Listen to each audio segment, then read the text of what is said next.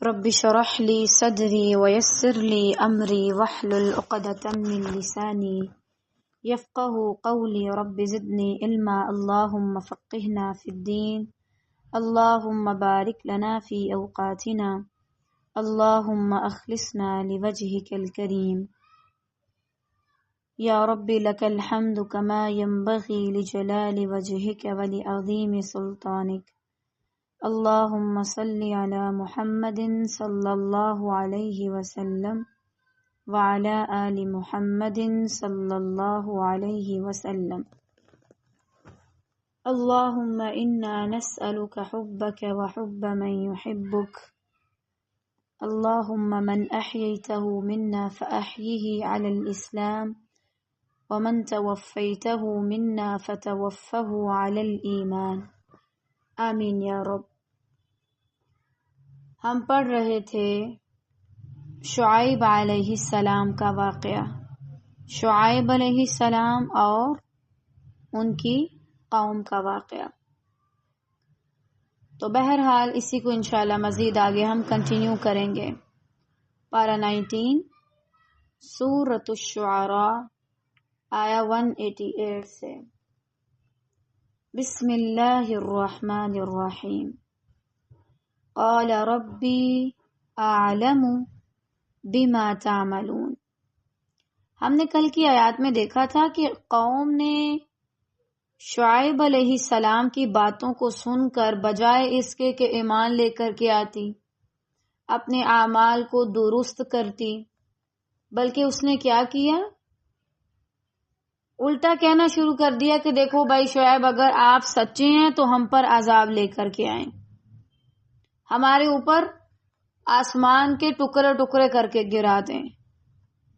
تو اس پر شعیب علیہ السلام نے فرمایا کہ میرا رب خوب جاننے والا ہے جو کچھ تم کر رہے ہو، یعنی تم جو کفر اور شرک کر رہے ہو سب اللہ کے علم میں ہے، اور وہی اس کی جزا تمہیں دے گا۔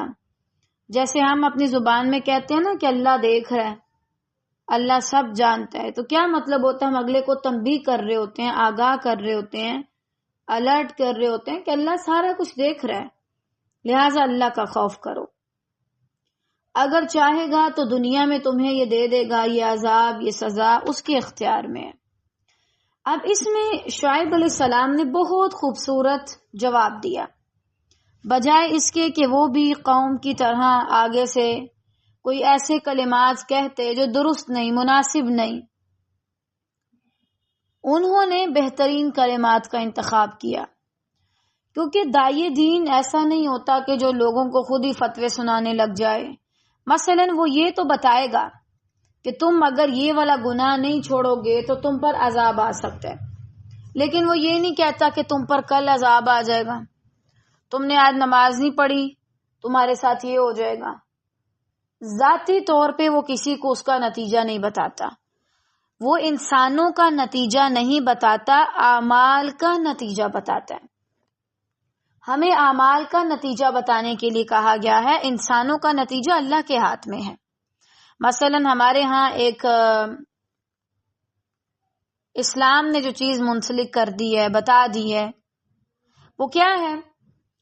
اگر کوئی نیک اعمال کرتا ہے تو نیکی کا اجر کیا ہے، اگر کوئی برے اعمال کرتا ہے تو برائی کا اجر کیا ہے۔ یہ تو صحیح ہے کسی کو بتانا، اچھا اس چیز کا کیا اجر ہے، اس عمل پہ کیا وبال پڑے گا، لیکن یہ کہنا کہ اس سے انسان کو اتنا اجر ملے گا، اس سے انسان کو اتنا عذاب ملے گا، یہ غلط ہے۔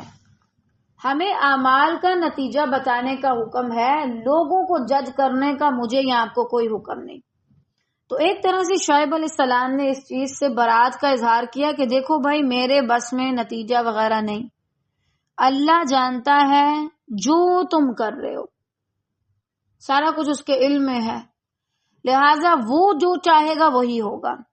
ایسا نہیں کہ تم بولو گے تو میں آسمان کے ٹکڑے گرا دوں گا، معاذ اللہ۔ عذاب، سزا، جزا میرے اختیار سے باہر ہے، صحیح؟ اگر میرے بس میں ہوتا تو میں کر دیتا، یہ کام تو میرے بس میں ہی نہیں ہے، نہ معجزات کا لانا اور نہ ہی عذاب کا لانا، کیونکہ قوم یہ سمجھتی تھی کہ پتہ نہیں اگر یہ خود کو نبی کہہ رہا ہے تو اس کے پاس کون کون سی کرامات ہوں گی اور پتہ نہیں یہ کیا ہی کر دے.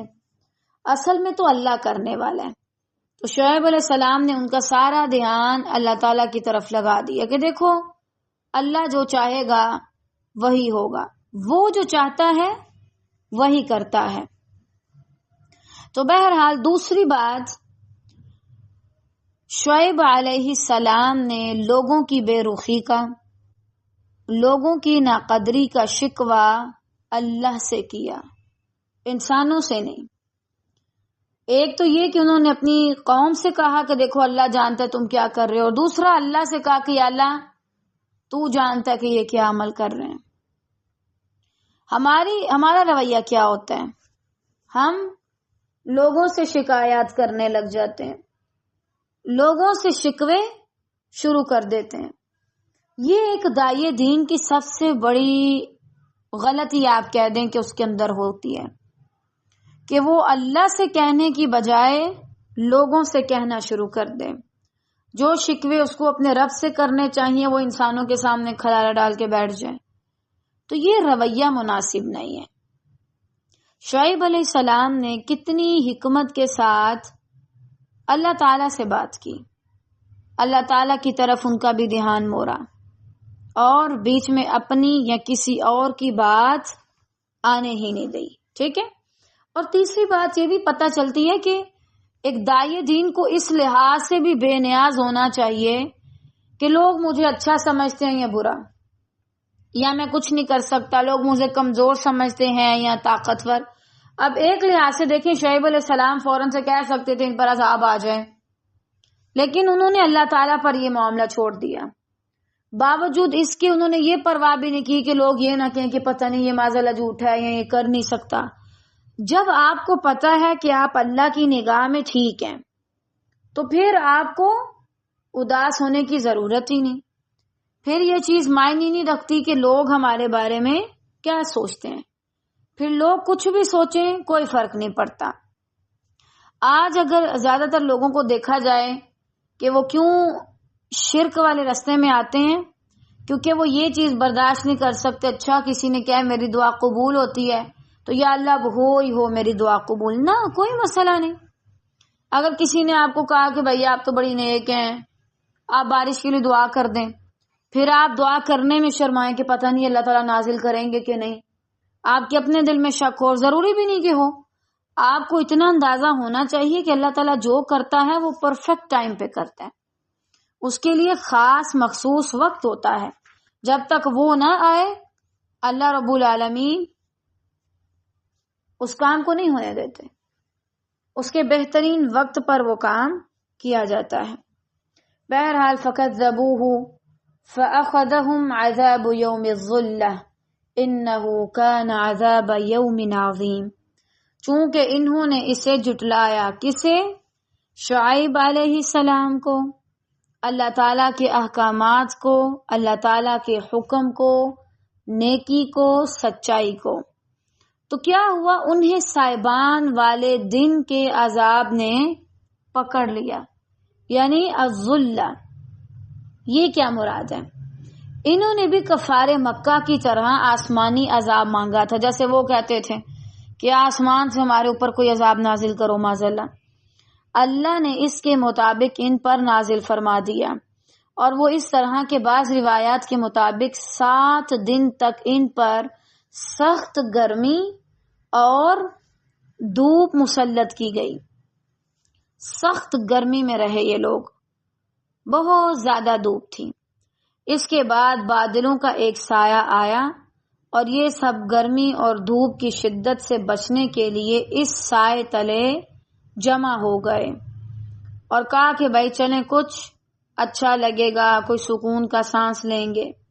لیکن چند لمحے بعد ہی آسمان سے آگ کے شعلے برسنے لگے. اللہ اکبر. یعنی اگر ایک شخص 7 دنوں سے پیاسا ہے اور اس کو کہیں پہ پانی نظر آئے وہ تو بھاگ کے جائے گا. ان لوگوں نے 7 دنوں سے مسلسل دھوپ کی سختی اور گرمی برداشت کی تھی. لہٰذا انہوں نے کیا کیا کہ بھائی ہمیں اس جگہ پہ جانا چاہیے. اب یہ اللہ تعالیٰ کا قانون ہے. اللہ تعالیٰ اس طریقے سے کفار کو پکڑتا ہے جو ان کو اس وقت چاہیے ہوتا ہے، جو ان کو نعمت لگ رہا ہوتا ہے نا، ان کی نعمتیں ان کے لیے ہلاکت کا باعث بنتی ہیں. جیسے اس قوم کے لیے دیکھیں آپ، کیا چیز تھی کہ بھائی ہمیں تو ایک طرح سے نعمت ملی ہے، سایہ ملا ہے، لیکن وہ سایہ ہی ان کے لیے عذاب بن گیا اور یہ لوگ پکڑے گئے. پھر وہیں سے زمین زلزلے سے لرز اٹھی اور ایک سخت چیخ نے انہیں ہمیشہ کے لیے موت کی نیند سلا دیا. 3 قسم کا عذاب ان پر آیا. فرسٹ آف آل سخت گرمی، اور اس سے پھر ایک بادل چھوٹا سا آیا. انہوں نے کہا اس کے نیچے جا کے سارے سکون کرتے ہیں، لیکن کیا ہوا؟ اس کی وجہ سے اس میں سے آگ نکلنے لگی. ان کو لگا ہمارے لیے راحت ہے. طالبات، اگر انسان اللہ کی نافرمانی کر کے کسی بھی قدرتی چیز سے فائدہ حاصل کرنا چاہے گا تو وہ اس کو نقصان دے گی. اگر آپ اللہ کے نافرمان ہیں تو اللہ کے بھیجے ہوئے بادل سے آپ کو فائدہ نہیں، نقصان ملے گا، جیسے اس قوم کو ملا. اگر آپ اللہ کے نافرمان ہیں تو اللہ کی اگائی ہوئی سبزیاں جو اللہ نے دیں، اللہ کی پیدا کی ہوئی سبزیاں ہمیں فائدہ نہیں، نقصان دیں گی. اگر آپ چیزوں کے بنانے والے کو نہیں مانتے تو چیزیں آپ کے لیے وبال جان بن جائیں گی، آپ کو اس کی بات ماننی ہوگی.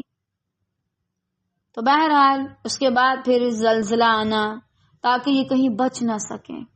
مسلسل آگ، گرمی، سختی، پھر زلزلہ، پھر اس کے بعد چیخ. انسان کانوں پہ ہاتھ دے کے اپنے کان بچائیں یا کیا کریں؟ اور کہا جاتا ہے جو اللہ معاف کرے پچھلی اقوام پر عذاب تھے نا، چیخیں اتنی سخت تھیں کہ ان کے کانوں سے خون تک آنے لگ جاتا تھا، ان کے دل پھٹ جاتے تھے اس آواز کی وجہ سے. کیونکہ انسان ایک خاص لمٹ تک سن سکتا ہے، اس سے زیادہ وہ نہیں سن سکتا. اور کچھ خاص طرح کی آوازیں بھی انسان کو بہت زیادہ ٹارچر کرتی ہیں، بھاری بھاری سا لگتا ہے انسان بس ابھی گر پڑے گا. تو بہرحال اس قوم کا قصہ بھی ختم ہوا. وہ بڑے بھاری دن کا عذاب تھا، وہ دن بہت بھاری تھا، نہ صرف انسانوں کے لیے بلکہ باقی مخلوقات کے لیے بھی، پرندوں کے لیے، ارد گرد کے اور مخلوقات کے لیے. اور ان کے اندر اللہ تعالیٰ نے اتنا شعور رکھا ہے، ان کو اندازہ ہو جاتا ہے عذاب وغیرہ کا، وہ بھی سمجھتے ہیں اس چیز کو، یہ اللہ کی دین ہے ان کو. تو یہ بہت باری دن تھا. ظاہری بات ہے مالک جو بنانے والا ہے، جو سب کو پالنے والا ہے، اگر وہ غصے میں آ جائے تو پھر کس کا کیا حشر ہو کوئی پتہ نہیں. اور اس کو غصہ دلانا، بندے اپنے غلط کام کے ذریعے اللہ تعالیٰ کو غضب دلاتے ہیں، ورنہ اللہ تعالیٰ تو اپنے بندوں سے بے انتہا محبت کرتا ہے. لہذا کدھر گئی اس قوم کی چالاکیاں، دوسروں کو تنگ کرنا، دوسروں کو ذلیل کرنا، دوسروں کے رستے میں بیٹھنا، رستوں میں فساد کرنا. ہمیشہ ہمیشہ کے لیے یہ قوم صفحہ ہستی سے مٹا دی گئی. آج نہ آپ جانتے ہیں نہ میں جانتی ہوں کہ وہ کتنے طاقتور تھے، ان کا کتنا روب تھا، کس کے پاس کتنی زیادہ پراپرٹی تھی، کون بڑا تھا کون چھوٹا تھا، لیکن یہ جانتے ہیں کہ وہ کس ذلت کے ساتھ ختم کیے گئے. امام ابن کثیر فرماتے ہیں اللہ تعالیٰ نے 3 مقامات پر قوم شعیب علیہ السلام کی ہلاکت کا ذکر کیا، اور تینوں جگہ موقع کی مناسبت سے الگ الگ عذاب کا ذکر کیا. صحیح سورہ اعراف میں 91 میں زلزلے کا، سورہ ہود 94 میں صیحہ کا، اور یہاں شعراء میں آسمان سے ٹکڑے گرانے کا. یعنی 3 قسم کا عذاب اس قوم پر آیا. اب جو لوگ ایون کے بعض اوقات ہم کیا کرتے ہیں، ہم اللہ تعالیٰ سے یہ تو نہیں مانگ رہے ہوتے لیکن ہم موت چاہتے ہیں. ہم کہتے ہیں اللہ کرے میں کسی گاڑی کے نیچے آ جاؤں، مجھ سے نہیں اب جیا جاتا، میرا دل کرتا ہے اپنی زندگی کو ختم کر دوں. کیا اتنا آسان ہے؟ ایک تو اللہ کی نافرمانی کر رہے ہو، دوسرا اگر اسی حال میں مر گئے تو سوچو آگے کیا ہوگا. یہ کیا تم نے کبھی نہیں سوچا کہ تمہارا پھر آگے جا کر کے کیا حشر ہوگا؟ کس طریقے سے بچو گے؟ کیسے خود کو بچاؤ گے؟ اپنے لیے کبھی بھی اللہ سے ہلاکت نہ مانگے. وہ رب جو خیر کی کنجیوں کا مالک ہے، آپ کتنے بے وقوف ہیں کہ آپ اس سے شر مانگتے ہیں. وہ جو ناممکن کو ممکن بنا سکتے، آپ کتنے بے وقوف ہیں کہ آپ اس سے ممکن بھی نہیں مانگتے جو آپ کو ممکن لگتے ہیں. کیا کر رہے ہیں آپ؟ آپ کو چاہیے کہ آپ اللہ سے ہمیشہ خیر مانگیں. وہ رب جو امیدیں دلاتا ہے، آپ اس سے مایوسی مانگتے ہیں، آپ اس سے جا کر کے مایوسی کی باتیں کرتے ہیں. دیکھ لیں ان اقوام کا کیا حال ہوا جنہوں نے اللہ تعالیٰ سے اس طرح کی دعائیں کی. اللہ تعالیٰ بہت الودود ہے، بہت الرحیم ہے. آپ اپنے لیے ہدایت کی، آسانی کی دعا کیوں نہیں کرتے؟ کیوں آپ کو لگتا ہے کہ مرنا ہر چیز کا حل ہے اور یہ بڑا آسان ہے؟ ڈریں اس معاملے میں، اللہ تعالیٰ سے ڈریں. ان فی ذلک لآیہ وما کان اکثرهم مؤمنین. یقیناً اس میں بہت بڑی نشانی ہے، لیکن اکثر لوگ ایمان نہیں لائیں گے، اور ان میں سے اکثر ایمان والے نہیں. اب دیکھیں یہ جو لوگ ہلاک کیے گئے ان میں بھی ایمان نہیں تھا. اب اس کے بعد جو لوگ ہیں وہ بھی ایمان نہیں لائیں گے. ان کو پتہ چل گیا ناپ تول میں کمی کرنا کتنا بڑا گناہ ہے اور اللہ کے غضب کو دعوت دینا ہے. اس کے باوجود ہم دیتے ہیں، دعوت دیتے ہیں معاذ اللہ کے غضب کو. ہم غلط کام کرتے ہیں باوجود اس کے کہ ہمیں اس کا نتیجہ پہلے سے پتہ ہوتا ہے. کتنے لوگوں نے اپنے گھر والے مردوں سے جا کے پوچھا تھا، بتائیں کہاں سے کماتے ہیں، بتائیں ناپ تول میں کمی تو نہیں کر رہے، بتائیں کہیں پہ کوئی زیادتی تو نہیں ہو رہی. زیادہ تر کوئی یاد ہی نہیں رہا ہوگا، کچھ کی سانسیں اٹک جاتی ہیں، وہ سارا کچھ پوچھ سکتے ہیں لیکن یہ نہیں پوچھ سکتے، ڈر لگتا ہے ان کو گھر کے مردوں سے. اور اکا دکا نے شاید پوچھا ہو. اس کے علاوہ کیونکہ اکثر مانتے ہی نہیں ہیں. یہ ہم سب انسانوں میں بیماری ہے بہت عام، ہم مانتے ہی نہیں ہیں. بہت سے لوگوں کو پتہ چل گیا کہ بعض اوقات اپنی کی ہوئی کوئی دعا انسان کے لیے ہلاکت کا باعث بنتی ہے. اس کے باوجود وہ شخص وہی دعا کرتا ہے اور باز نہیں آئے گا. قوم شعیب کا انجام دیکھنے کے باوجود بھی بہت سے لوگ دوبارہ اپنے لیے ایسی دعائیں کریں گے جو ان کے لیے بہتر نہیں. اور ایسا ہی ہے.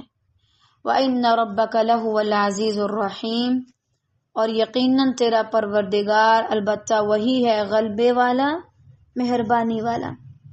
یعنی آپ کا رب بہت غالب ہے. دیکھو وہ کتنا العزیز ہے، اس نے پوری بستی کی بستیاں اکھاڑ پھینکی اور کوئی اس سے پوچھنے والا نہیں. دنیا میں ہم اگر کچھ بھی کرتے ہیں تو ہمارے اوپر اس طرح کے لوگ ہوتے ہیں جو ہم سے آ کے حساب لیتے ہیں. بتائیں آپ نے یہ کیوں کیا، پوری رپورٹ لکھوانی پڑتی ہے، دینی پڑتی ہے، حساب کتاب دینا پڑتا ہے. کوئی ایسا شخص نہیں جو اللہ سے آ کے سوال کرے. معاذ اللہ کوئی بچتے ہی نہیں ہے. کسی کے اندر ہے اتنی جرت کہ وہ اللہ سے سوال کرے کہ بتائیں آپ نے کیوں ان کو معاذ اللہ سے کیا؟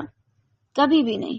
اور نہ ہی کوئی ان کا بدلہ لینے کے لیے اللہ کے پاس کیا کہ بھائی ان لوگوں کو مارا گیا معاذ اللہ تو ہم بدلہ لیں گے. قرآن مجید میں یہ آیت بھی ہے کہ وہ کوئی ایسا بھی نہیں جو اللہ تعالیٰ سے بدلہ لے سکے.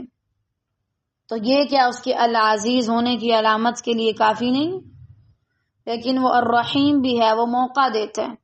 اب دیکھیں شعیب علیہ السلام کی قوم کو 7 دن کا ٹائم ملا، اس کے بعد پھر بڑا عذاب آیا. اس کے دوران اگر کسی نے توبہ کرنی ہوتی تو کر لیتا. اتنی سختی. اصل میں ہمارے جیسے ہوں گے نا، ہم بھی تو کلائمیٹ کا چینج سمجھ کے اپنے آپ کو تسلیاں دیتے رہتے ہیں.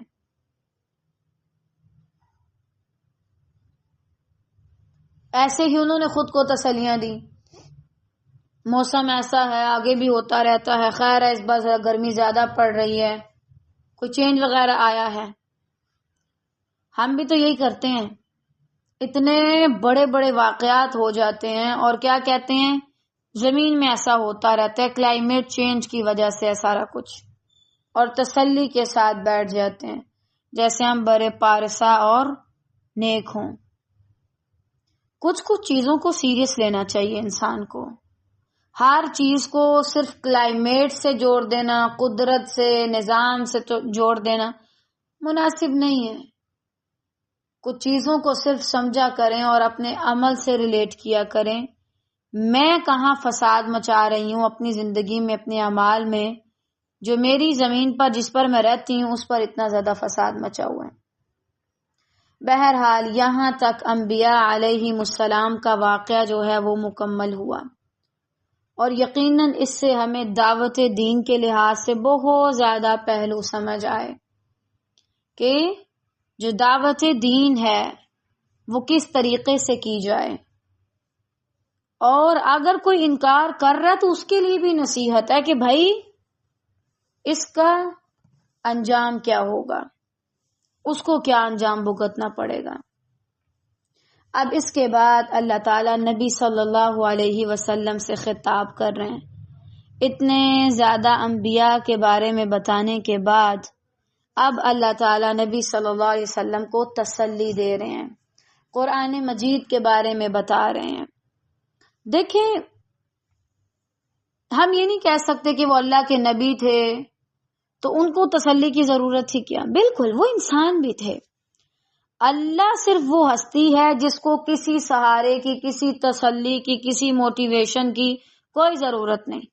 وہ ان تمام چیزوں کا بھی خالق ہے جو میں نے ابھی بولی ہیں۔ تسلی دینا، تسلی کس نے بنائی، کس نے سکھائی؟ اللہ نے۔ وہ ہمیں نہ سکھاتا تو ہم تو ایک دوسرے کے دلوں کو چیر ڈالتے جیسے ہم ابھی کر رہے ہوتے ہیں۔ تو بہرحال نبی صلی اللہ علیہ وسلم بھی چونکہ انسان تھے تو ان کو بھی ضرورت تھی، اس وجہ سے ان کو سمجھایا گیا، بتایا گیا، اور ان کے ذریعے تمام داعیے دین کہ اگر آپ اللہ کے لیے کام کر رہے ہیں تو پریشان نہیں ہو اگر اس طرح کی چیزیں سامنے آتی ہیں۔ دیکھیں، ضروری نہیں کہ بہت اچھا نتیجہ آپ لوگوں کے سامنے آئے، نہ، ایسا نہیں ہو سکتا۔ ضروری نہیں کہ ہمیشہ اچھا نتیجہ ہی سامنے آئے۔ دیکھیں، کئی ایسے انبیاء علیہم السلام ہوں گے جن کے ساتھ ایک بندہ بھی نہیں ہوگا، وہ اکیلے کھڑے ہوں گے، پوری کی پوری قوم نے ان کو جھٹلایا ہوگا۔ تو اگر آپ دین کا کام کرتے ہیں اور آپ کو بھی اتنے زیادہ لوگ نہیں ملتے تو کوئی مسئلہ نہیں، اٹس اوکے۔ وہ رب جو سب کا خالق ہے، جو اجر دینے والا ہے، وہ آپ کے ساتھ ہے۔ آگے اللہ تعالیٰ نے فرمایا وَإِنَّهُ لَتَنزِيلُ رَبِّ الْعَالَمِينَ، اور بے شک یہ قرآن رب العالمین کا نازل فرمایا ہوا ہے۔ نزل به الروح الامین، اسے ایماندار فرشتہ لے کر کے آیا ہے۔ کفار مکہ نے قرآن کے وحی الہی اور منزل من اللہ ہونے کا انکار کیا، اور اسی بنا پر نبی صلی اللہ علیہ وسلم کی رسالت کا بھی انکار کیا۔ کہنے لگے اچھا بھائی ہم بھی تو عربی ہیں، ہمیں بھی تو عربی آتی ہے، یہ کیا تم عربی میں آ کے معذاللہ قصے اور کہانیاں سنانا شروع ہو گئے ہو؟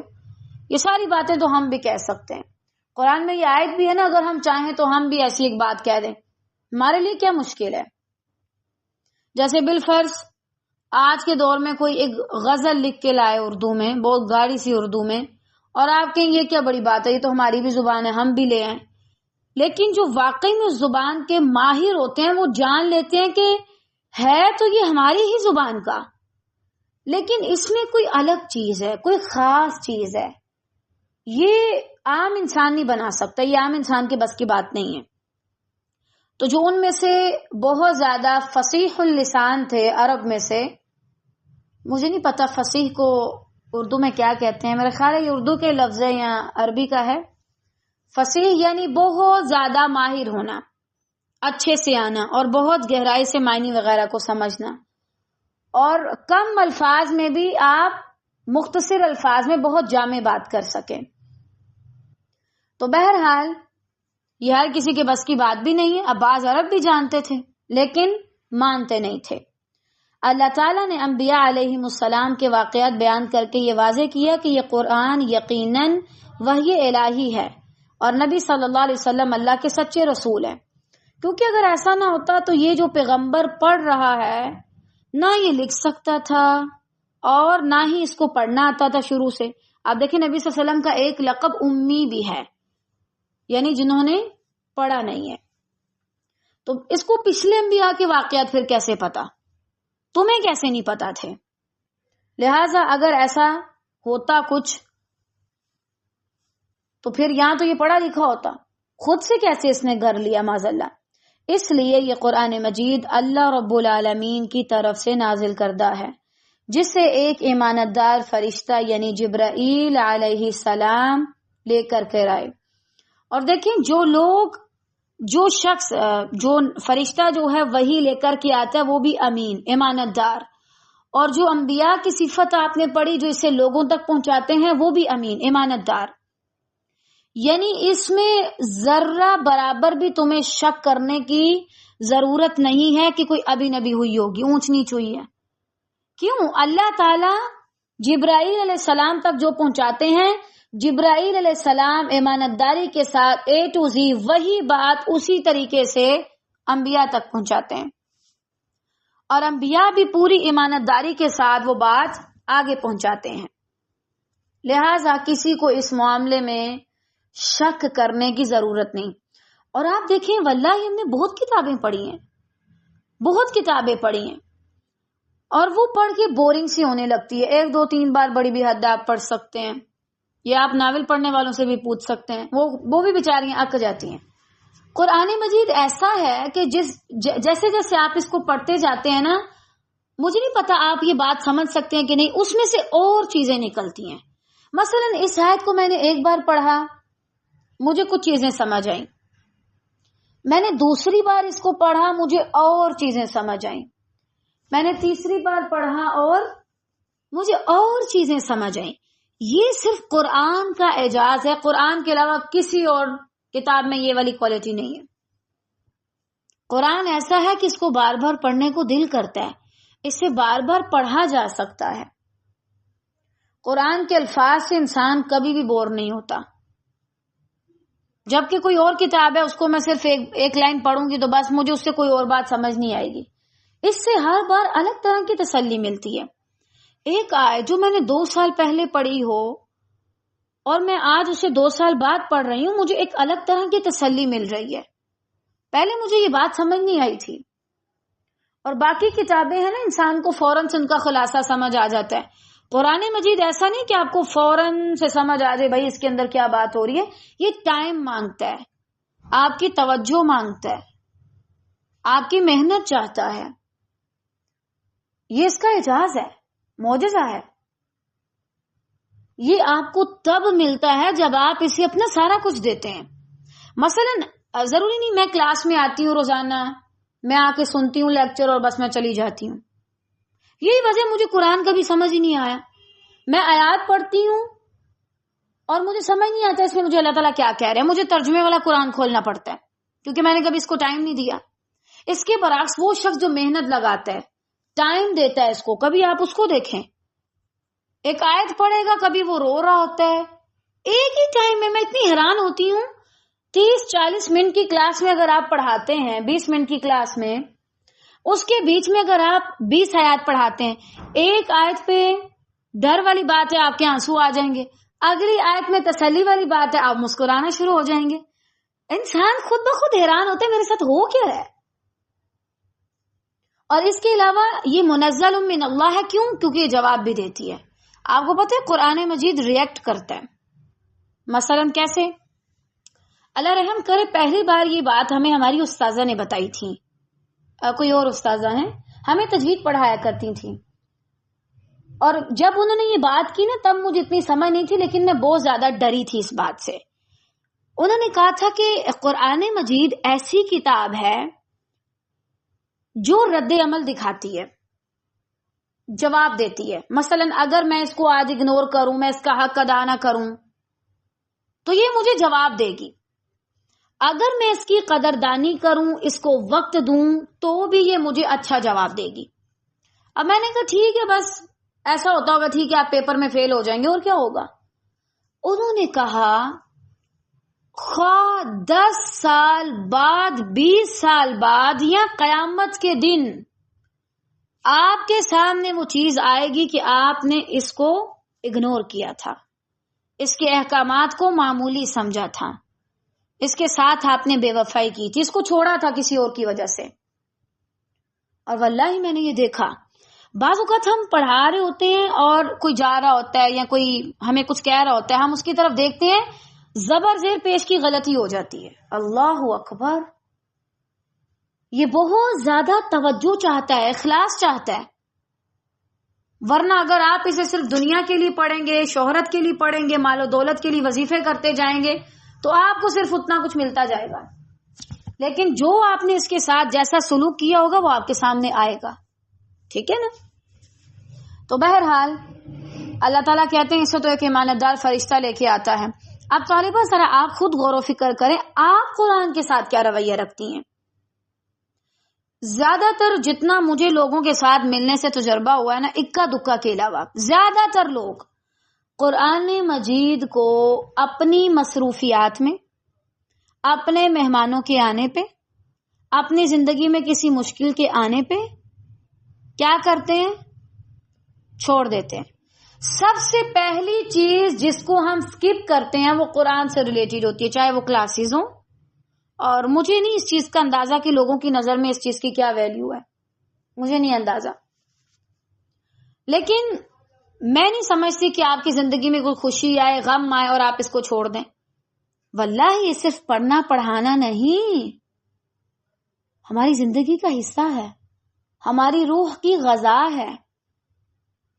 ایک عہد ہے جو میں نے کیا کہ مجھے اس ٹائم میں یہ کام کرنا ہے، اور ہم اپنی زندگی میں کوئی بھی مسئلہ ہو ماشاءاللہ سب سے پہلے اس کو پیچھے کرتے ہیں۔ تو اپنا رویہ ذرا چیک کیجئے کہ قرآن مجید کے ساتھ میرا رویہ کیا ہے، کیا میں اس کو ایسے ہی بے باکی سے چھوڑ کے جاتی ہوں؟ اور جہاں سے بھی جائیں دیکھیں قرآن کو کیسے چھوڑا،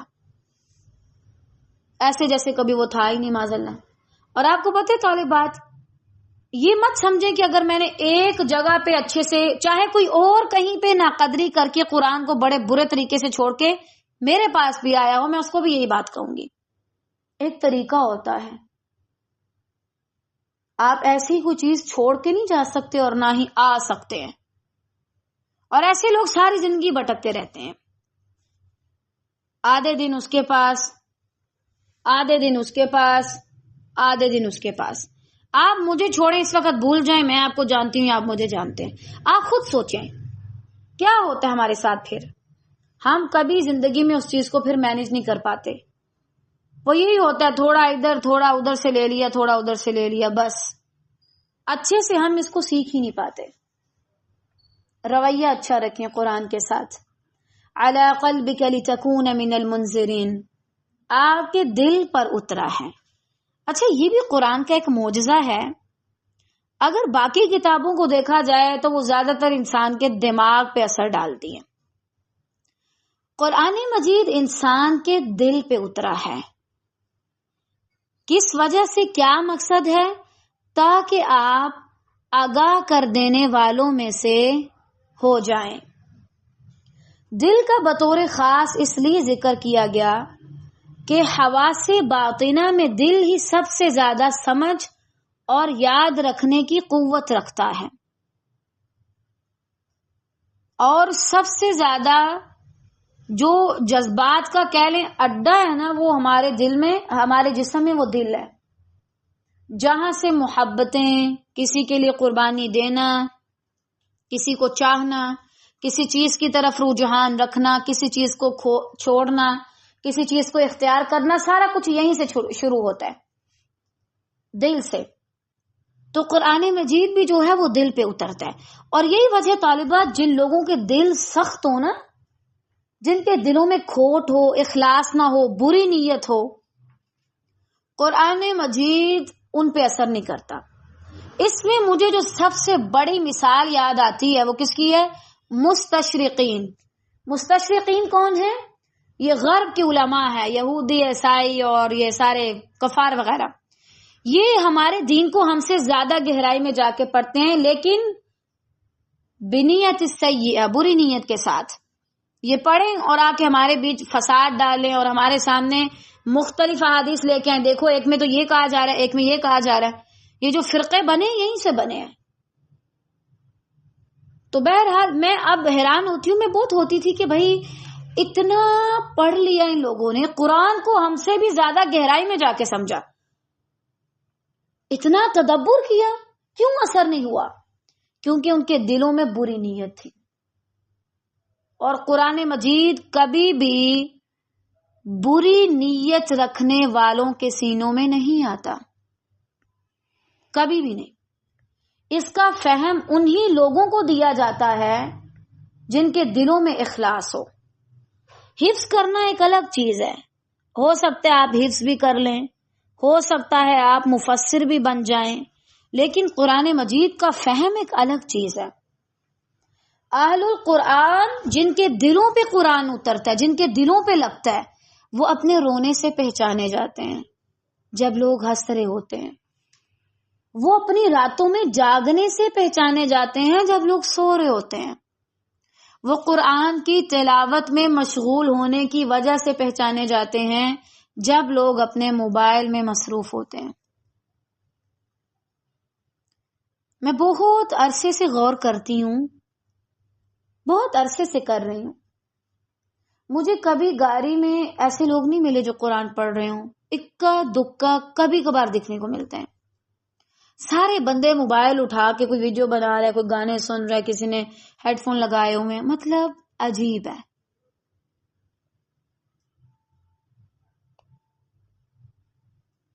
تو اس کا جو فہم ہے وہ الگ چیز ہے. اہل القرآن الگ طریقے سے پہچانے جاتے ہیں. بظاہر وہ میں نے بچپن میں قرآن پڑھا اور بس ٹافیاں باندھ دی اور بس اسی خوشی میں دوبارہ کبھی کھولا ہی نہیں، ایک بار پڑھ لیا بس اتنا ہی کافی ہے. غلط چیز ہے یہ. قرآن کا اصل فہم نہیں ہے آپ کے پاس کچھ بھی نہیں. اگر آپ کو اتنا نہیں پتا اپنی زندگی میں معاملہ کرتے وقت قرآن مجھے کس چیز کا حکم دے رہا ہے، کس چیز سے روک رہا ہے، کیا فائدہ قرآن پڑھنے کا؟ اس کا مطلب آپ نے سمجھا ہی نہیں. جو قرآن کو سمجھ کے نہیں پڑھتے اور صرف حفظ کر لیتے ہیں اور صرف رٹ لیتے ہیں ترجمہ اس کا اور صرف ڈگریاں حاصل کر لیتے ہیں، ان کے ساتھ کیا ہوتا ہے؟ تھوڑی سی مشکل آتی ہے تو وہ چیخ پڑتے ہیں، کوئی تھوڑی سی خوشی مل جائے تو آپے سے باہر ہو کے پردہ اتار بیٹھتی ہیں. یہ وہ لوگ ہوتے ہیں جنہوں نے قرآن تو پڑھا ہوتا ہے لیکن اس کا فہم حاصل نہیں کیا ہوتا، قرآن کی میں تدبر نہیں کیا ہوتا انہوں نے، اور ان کے دل میں اچھی نیت بھی نہیں ہوتی. بس میں نے تو ڈگری حاصل کرنی ہے اور کیا چاہیے مجھے. تو بہرحال جو دل پر اترا ہے اس کو آپ دل کے ذریعے ہی سمجھ سکتے ہیں، اور دل اگر اس میں حاضر نہیں، بڑے سے بڑے اسکالر کے پاس چلے جاؤ، لکھوا کے جاؤ مجھ سے کہ تم بے فیض لوٹو گے. اگر تمہارا دل اس میں حاضر نہیں تو کچھ چیزیں ایسی ہیں جو دماغ سمجھتا ہے اور دماغ سے وجود میں آئی ہیں، آپ اس کو دماغ کی حاضری کے ساتھ سمجھ لیتے ہیں. قرآن مجید کے لیے دماغ کی حاضری سے زیادہ دل کی حاضری کی ضرورت ہے، اور جب دل حاضر ہو تو باقی اعضاء خود بخود حاضر ہو جاتے ہیں، کیونکہ دل جہاں جہاں انسان وہاں وہاں، دل جہاں لے جاتا ہے انسان وہاں چلا ہی جاتا ہے. دماغ بھی آ جائے گا، ہاتھ پاؤں بھی آ جائیں گے، انسان سارا کچھ کر لے گا. اگر یہ جو قرآن قلبک دل پہ نازل کیا گیا ہے، اس کو سمجھنے کے لیے آپ تفاسیر کے ڈھیر لگا لیں، آپ چاروں فقہ پڑھ لیں، آپ احادیث کا مطالعہ کر لیں، اور آپ اپنے دل کو غائب رکھیں، دل کسی اور چیز میں مشغول ہے، نہیں سمجھ پائیں گے، بالکل بھی نہیں سمجھ پائیں گے. اور اگر آپ قرآن مجید کو سمجھنا چاہتے ہیں، اس کے لیے بہترین وقت پتہ کون سا؟ رات کا. سب سو رہے ہوں، آپ اٹھیں، اور قرآن مجید پہ تدبر کریں، حالانکہ اگر آپ پڑھاتے بھی ہیں تو اچھا اس میں دل کی بات کیوں کی گئی؟ اگر دل کی بات ہے تو کیا دل کا حاضر ہونا ضروری ہے؟ اچھا پھر ہم کہاں پہ کمی کرتے ہیں؟ بہترین وقت ہے، اس سے پہلے آپ لوگوں کے ساتھ بات چیت کریں، ہنسی مذاق کریں، جو بھی ہے بس ٹھیک ہے۔ اور دوسرا اس میں زیادہ آپ کو سنجیدگی لانی پڑتی ہے۔ میں نہیں کہتی کہ آپ اپنے منہ پہ کوئی معاذ اللہ ماتم سجا کے گھومیں، ایسے بھی نہیں بننا، لیکن سنجیدگی آتی ہے تب قرآن سمجھ آتا ہے۔ ہر وقت ہا ہا کرنا، اونچی اونچی قہقہے لگانا بہت بری چیز ہے۔ اور میں نے دیکھا کہ جب ہم لغویات میں ہوتے ہیں نا، وہ دل مردہ ہو جاتا ہے۔ نبی صلی اللہ علیہ وسلم کی حدیث ہے ایک، یہاں ہم اس کو بھی لا سکتے ہیں، کثرت الضحک تمیت القلب، کثرت کے ساتھ ہنسنا دل کو مردہ کر دیتا ہے۔ اب جب دل مردہ ہو چکا تو آپ کو قرآن کیا خاک سمجھ آئے گا؟ معاذ اللہ قرآن نہیں سمجھ آئے گا آپ کو، پھر آپ کا دل ہی مر چکا ہے۔ میں نہیں کہتی آپ ہنسنا چھوڑ دیں، لیکن زیادہ اونچی آواز میں ہنسنے سے پرہیز کریں۔ اس چیز کا الحمدللہ مجھے خود بہت فائدہ ہوا ہے۔ آپ سنجیدہ ہو جائیں، کام کی بات کریں اور بامقصد بات کریں، اور ہر کسی کے ساتھ بیٹھ کے بس گپے مارتے رہنا، اس سے آپ کے تدبر میں کمی آ جاتی ہے، کیونکہ آپ فالتو چیزوں میں اپنی ساری انرجی ضائع کر دیتے ہیں، بعد میں آپ کو آرام چاہیے ہوتا ہے۔ اتنا ہنس بیٹھے ہیں کہ اب میرا دل نہیں کر رہا میں کچھ کروں، میرا دل ہی نہیں چاہ رہا کہ میں کسی سے بات بھی کروں، کچھ کھاؤں پیوں، بس پتہ نہیں دل بوجھ پن سا آ رہا ہے اس کے اوپر۔ صحیح؟ تو یہ کیا ہے؟ غلط چیز ہے۔ کم ہنسیں، یہ نہیں ہنسنا چھوڑ دیں، یعنی زیادہ تر آپ صرف اسمائل کریں، باقی زیادہ ٹائم آپ اپنے اندر سنجیدگی لے کر کے آئیں۔ داعی دین کے اندر سنجیدگی ہونا ضروری ہے۔ اگر میں ادھر آؤں اور آپ لوگوں کے ساتھ اونچی اونچی آواز میں ہنسنا شروع کر دوں، کیا کوئی ماحول رہے گا پڑھنے پڑھانے والا؟ یہی وجہ طالبات جس جگہ پر ہم جاتے ہیں نا، مثلا یونیورسٹی میں، اسکول میں، ہم وہاں پہ بہت زیادہ اگر قہقہے لگا کے ہنسنا شروع ہو جائیں تو کیا ہوتا ہے؟ لوگ ہماری بات کو سیریس ہی نہیں لیتے اور وہ ہمیں سنیں گے بھی نہیں۔ اگر آپ سنجیدہ ہوں گے، لوگوں کو پتا ہوگا یہ کوئی اہم بات کرنے لگی ہے، اور سارے لوگ آپ کی بات توجہ سے سنیں گے۔ اسمائل رکھیں سنجیدگی کے ساتھ، سنجیدگی نہیں اور لغویات ہیں تو دل لغویات میں مشغول ہو جائے تو پھر کام کی چیز سے پیچھے ہٹ جائے گا۔ اب اس کا مقصد کیا ہے؟ آپ لوگوں کو آگاہ دینے والے ہو جائیں، آگاہ کرنے والے، یعنی ڈرانے والے۔ ان کو بتائیں ان چیزوں سے باہر نکلو، کس چیز میں کھوئے ہوئے ہو، دنیا میں آ کے تم کن چیزوں میں پڑ گئے، تم اپنا مقصد بھولے ہوئے ہو، تمہاری ذات لوگوں میں اٹک کے رہ گئی ہے، نکلو یہاں سے، اپنے آپ کو آزاد کرو ان چیزوں سے، اور اس دن سے ڈرو جس دن تم سب کا حساب کتاب لیا جائے گا۔ اور جیسے تم نے پچھلی اقوام کے واقعات پڑھے، اگر تمہارے اندر بھی یہ کمیاں ہیں تو ڈرو۔ اچھا طالبات، جو قرآن مجید کا مقصد ہمیں یہاں پہ بتایا جا رہا ہے وہ کیا ہے، اور جو ہم نے قرآن کو جس چیز کے مقصد کے لیے استعمال کیا وہ کیا ہے؟ ہم قرآن کو استعمال کرتے ہیں مردوں کو بخشوانے کے لیے، سورہ یاسین وغیرہ۔ اس کے علاوہ ہم سورہ ملک کو استعمال کرتے ہیں قبر سے پناہ کے لیے، اگرچہ وہ روایت صحیح ہے لیکن صرف ہم نے بانٹا ہوا ہے۔ اس کے علاوہ سورہ یاسین اگر فجر کی نماز کے بعد پڑھیں گے تو آپ کے پاس مال و دولت آئے گا۔ سورہ واقعہ جو سٹارٹ ہی اتنی سخت آیات سے ہوتی ہے، اذا وقعت الواقعہ لیس لوقعتها کاذبہ، اس کو ہم نے کس لیے رکھا ہوا ہے؟ مغرب کے بعد پڑھیں، گھر سے کبھی رزق ختم نہیں ہوگا۔ اللہ کے بندے، مطلب ترجمہ تو پڑھو۔ مجھے بہت پہلے کسی نے یہ روایت بتائی تھی، یہ شاید میں نے خود کسی کتاب میں پڑھی تھی، سورہ الواقعہ والی۔ واللہ جب میں نے اس کا ترجمہ پڑھا، میں کہوں مجھے وہ بندہ ملے جس نے میرے ساتھ یہ کیا ہے۔ اور وہ باقیوں کو بھی گمراہ کر رہے ہیں. اس میں تھا کیا اور ہمیں کیا بتایا گیا؟ یہ تو رونگٹے کھڑے کرنے والی ہے. اس کو دیکھ کے تو بندے کو یاد ہی نہیں رہتا میں نے کچھ کھانا پینا بھی ہے, رزق بھی ہے. اس کے علاوہ قرآن مجید کے قل شریف ہم نے کس لیے رکھے ہوئے ہیں؟ اپنے آپ کو دمشم کرنے کے لیے. اگرچہ وہ روایت صحیح ہے لیکن ہمارا استعمال صرف قرآن کے ساتھ یہیں تک ہے. اس کے اندر سورہ ناس میں, سورہ فلق میں اللہ تعالیٰ کہہ کیا رہے ہیں, کیا وہ ہمیں پتا ہے کیا ہے؟ منذرین بنیں گے کیسے, یا ڈرائیں گے کیسے, یا ڈریں گے کیسے جب ہمیں پتہ ہی نہیں قرآن میں کیا ہے؟ اور بڑی بھی حد ہے اگر ہمارے اندر جذبات جاگے اور ہم قرآن کو پڑھنا چاہیں تو صرف اور صرف شروع سے پڑھتے ہیں. یہی وجہ ہمارا پہلا پارا بہت پکا ہے, اس کے بعد کبھی پڑھنے کی ضرورت ہی نہیں کی. کیا اس وجہ سے قرآن مجید کو نازل کیا گیا ہے؟ آپ اور میں اسے وظیفے بنائیں, تعویذ کی صورت میں سے لٹکا کے اپنی حفاظت کرتے پھریں. اپنے گھر میں اولاد نہیں ہے تو اولاد کے لیے پڑھیں, مال و دولت نہیں ہے تو مال و دولت کے لیے پڑھیں. کیا قرآن مجید کا یہ مقصد ہے؟ اگر آپ میں سے کوئی شخص قرآن کا مقصد یہ سمجھتا ہے تو خدا رہا اس چیز سے باہر آؤ.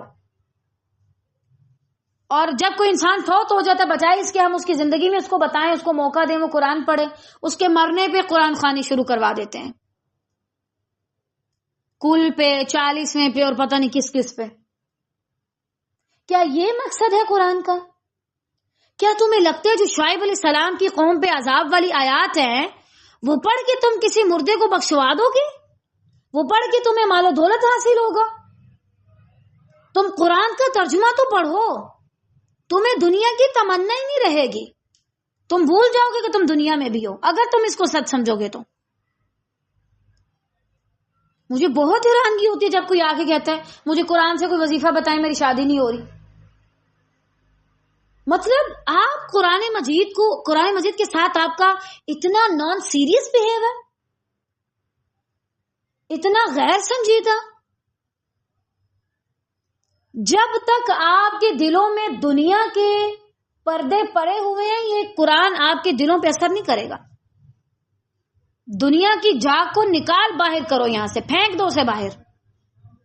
جب تک تمہارے دل میں دنیا کی تمنا ہے, دنیا کو حاصل کرنے کا جنون ہے, قرآن تم پہ کیا اثر کرے گا؟